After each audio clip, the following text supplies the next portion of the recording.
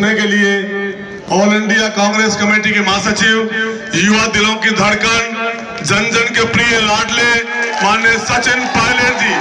Sachin Pilot, Sachin pilot.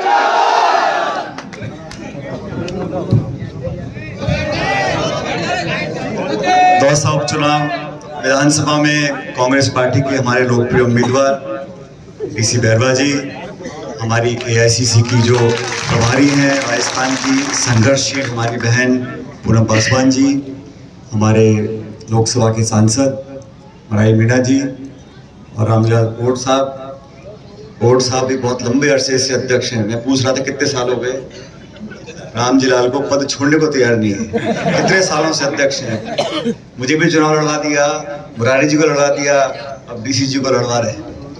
हमारी बहन ममता भूपेश जी, रफ़ी खान साहब, खटाना जी, इंदिरा जी, शर्मा जी और सभी ओम प्रकाश होडला जी, दोस्तों, साथियों, बुजुर्गों, नौजवान भाइयों, माताओं, ये 13 तारीख को चुनाव होगा और सभी लोगों ने आपको विस्तार से बताया क्या पृष्ठभूमि रही।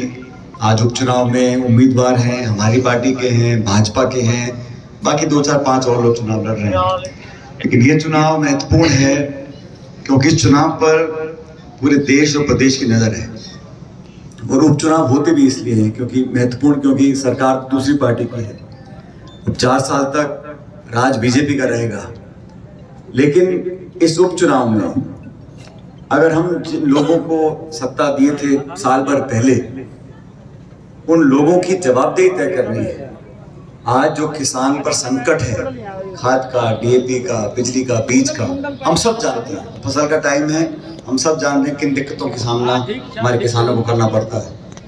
उसका जवाब अगर चाहिए, जवाबदेही तय करनी है, सरकार को आईना दिखाना है, तो ये उपचुनाव हम लोगों को भारी बहुमत से कांग्रेस पार्टी को जिताना है। कई जगह चुनाव है, लेकिन जब टिकट वितरण हो रहा था तो मैं तो धन्यवाद देना चाहता हूँ हमारे सांसद मुरारी मीणा जी का कि इन्होंने सबसे सलाह कर, और हकीकत ये है कि राष्ट्रीय पार्टी में सबसे चर्चा कर अलग अलग जनप्रतिनिधि हैं, फीडबैक होता है, सर्वे होता है, सब कार्यकर्ताओं से बात करने के बाद पार्टी को ऐसा एहसास हुआ कि कांग्रेस में जिस व्यक्ति ने पीढ़ियों से, सदियों से पार्टी की सेवा करी है, वो एक गरीब घर में जन्म हुआ जरूर, लेकिन पार्टी के लिए हमेशा, और मुझे तो इनके स्वर्गीय पिताजी का अच्छी तरह याद है, बचपन से मैं देखता था पार्टी के लिए थे, तो डीसी वो भी कड़क ही थे, कम नहीं थे, वो भी जो बात बोल दी तो बोल दी। लेकिन मैंने डीसी जी को देखा है, परिवार को देखा है, प्रधान आप लोगों ने बनाया, आपके बीच में काम किया, और आज कुंडल में जो माहौल मैं देख रहा हूँ, इसको देखकर मुझे कोई संकोच नहीं कहने में कि यहाँ कोई कितनी ताकत लगा दे, सत्ता का, प्रशासन का, पुलिस का, धनबल का, और पता नहीं कितने मंत्री संतरी गली गली वार्डों में जाएंगे, वोट मांगेंगे, समाज के अलग अलग नेताओं को छोड़ दिया जाएगा। लेकिन दौसा को जो मैं जानता हूँ, आप सब लोग समझदार लोग हो, और पूनम जी यहाँ के जो एक एक लोग बैठे हैं, ये सब राजनीति के पीएचडी होल्डर हैं सारे।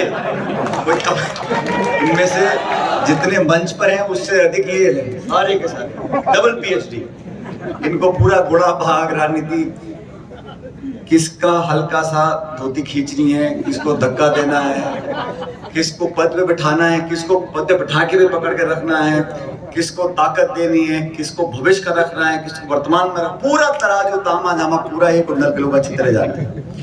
और आप सब लोग भी जानते हो कि जब कांग्रेस का सरकार का शासन हम लोगों का रहा, मुरारी जी को मौका आप लोगों ने दिया, तो लवान हो, कुंडल हो, सैथल हो, हर जगह हमारी सरकार ने क्षेत्र में काम किया। और ये बात आप तुलना कर लीजिए, जब भाजपा की सरकार प्रदेश में होती है, तब दौसा जिले में, दौसा जिले के जो विधायक होते हैं, ममता जी मंत्री कैबिनेट के बनकर हैं, दौसा जिले के जनप्रतिनिधियों को जो मान सम्मान कांग्रेस सरकार में मिलता है वो बीजेपी कभी देती नहीं है। और अब भी जो दिया है वो भी आधा दिया हुआ है। आप समझ रहे हैं, भाई मान सम्मान देने में क्या किसी का कमी होती है? आपको कुछ खर्चा नहीं है, कोई मान सम्मान देने के लिए भी अगर संघर्ष करना पड़े जिस शासन में, वो सरकार फिर लोगों की भावनाओं की कदर नहीं करती। और राजनीति और जनप्रतिनिधि भावनाओं पर जीते हैं।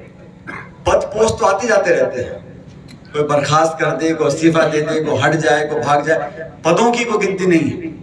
मान सम्मान जनता के अंदर एक विश्वास कायम होता है, और अगर मान सम्मान नहीं है तो फिर पद लेके भी कोई पूछता नहीं है। बात मैं इसलिए बोल रहा हूं क्योंकि मैंने बहुत समय देखा है आपके बीच में, बचपन से लेके आज तक। अच्छा समय, बुरा समय, विपक्ष का, सत्ता का, संघर्ष का, पद का, बिना पद का, जीत का, हार का, मैंने सारे रंग देखे। और इसलिए मैं कह रहा हूं कि कोई पद हो ना हो, लेकिन जनता के दिलों में, जनता के जज्बातों पर जिसका जो राज होता है वही नेता मानते हैं। और आज मैं बड़े अदब के साथ कहना चाहता हूं, हमारा कोई झगड़ा किसी से व्यक्तिगत नहीं है। और ये चुनाव किसी एक जाति दूसरी जाति का चुनाव नहीं है। ये चुनाव विचारधारा का चुनाव है, दो दलों का चुनाव है, और इस बात का चुनाव है कि कौन बेहतर इस दौसा की सेवा कर सकता है। और मैं आपको आज यहाँ पर मेरी पार्टी की तरफ से, अपनी तरफ से, मंच पे जो यहाँ सब लोग बैठे हैं उन सब की तरफ से आपको डीसी बैरवा जी की जमानत देने के लिए आया हूं कि ये जीतने के बाद हम सबको, आप सबको बराबर का मान सम्मान देकर आगे काम करेंगे।